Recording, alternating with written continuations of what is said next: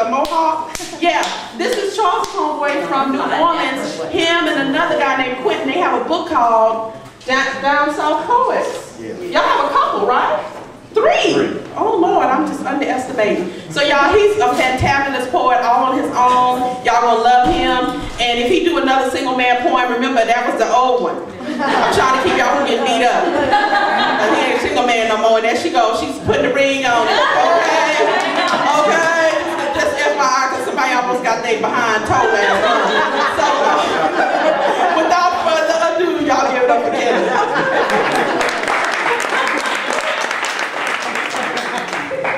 Let the church say amen.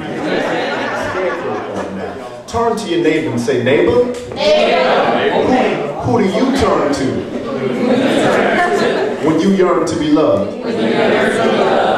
All right, ain't no turn back now. Super soul sisters shelved their salvation to seek sensations, with both hands held high at Saturday night shakedowns. But let's face now and forevermore the juke joint junkie we see at 3.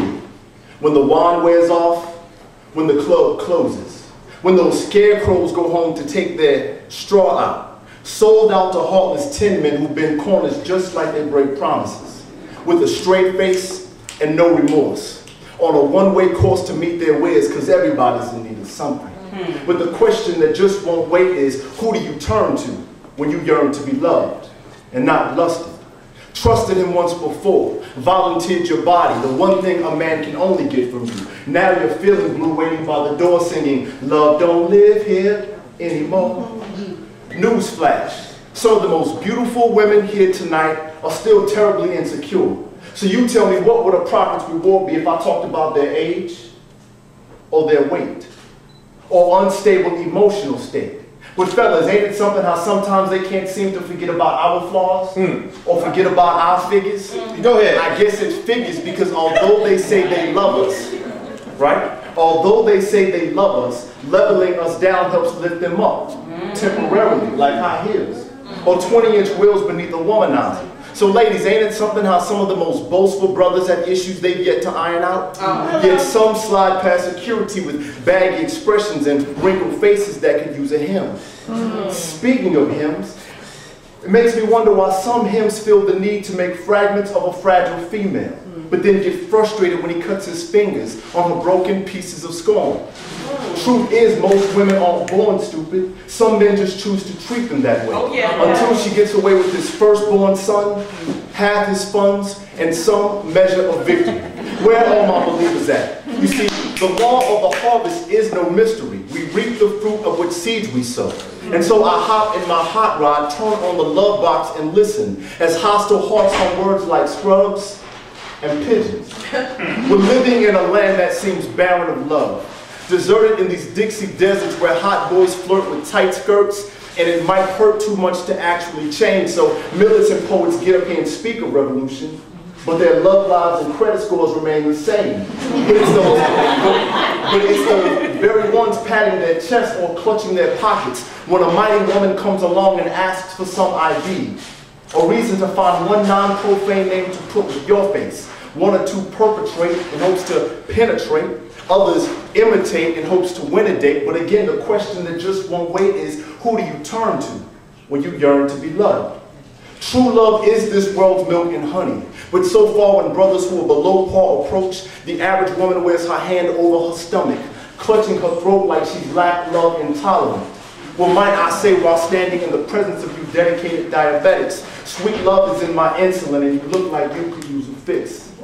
Because of my style, some say I could be an R&B superstar, but I say it's hard to be a Dave Hollister these days where dainty dames play games, or a Gerald Levert in a generation when we substitute players for prayers. Lust words for trust words, and put panty poems in place of purity. Surely we see the error of our ways, but reverse seems more convenient than drive. That's why we find ourselves back with former lovers who take up all the covers on cold nights after we've engaged in the same old fights that set us apart from the start. My word is this: having a healthy heart is hard, but when does anything worth having come easy? I imagine it would even be hard for Stevie Wonder to establish a fan base in a land where mint green faces make the man chase, where embittered women would rather challenge their man instead of help manage their man. We're all flawed, and odds are there are no gods in the house, but the spirit is in you.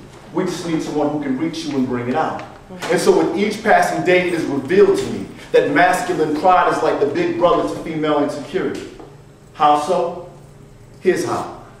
On one hand, you have a man too afraid to lose what he has to get what he wants. On the younger, you have a girl too unsure of who she is to be who she is to get what she needs. Both suspended by fear. Neither willing to hear what's happened to the faithful few who had a few mustard seeds, multiply and fulfill their needs. One wants greed. The other almost dissolved by need, but every one of us is getting older. Or like my mom would say, keep playing, boy, but your food's getting colder. And I don't know about you, but I'm tired of going to bed hungry for love. Wow. Isn't it something how money, emotions, and masturbation never really produce life? They just help pass the time. And I don't know about you, but I want the real thing, need the real thing. True love is like Coke. You can't beat the real thing. There you go. But instead we all come out to the venue and we let these headstrong poets steer us wrong with their thong songs and lust words. And for the most part we go back home still afraid of the trust word. And what's worse is sometimes with the negativity from our mouths we pronounce the curses that circle our heads like vultures, eyeing for the next vulnerable victim who comes to you hurting, searching to be loved. The doors of the church are open. All right.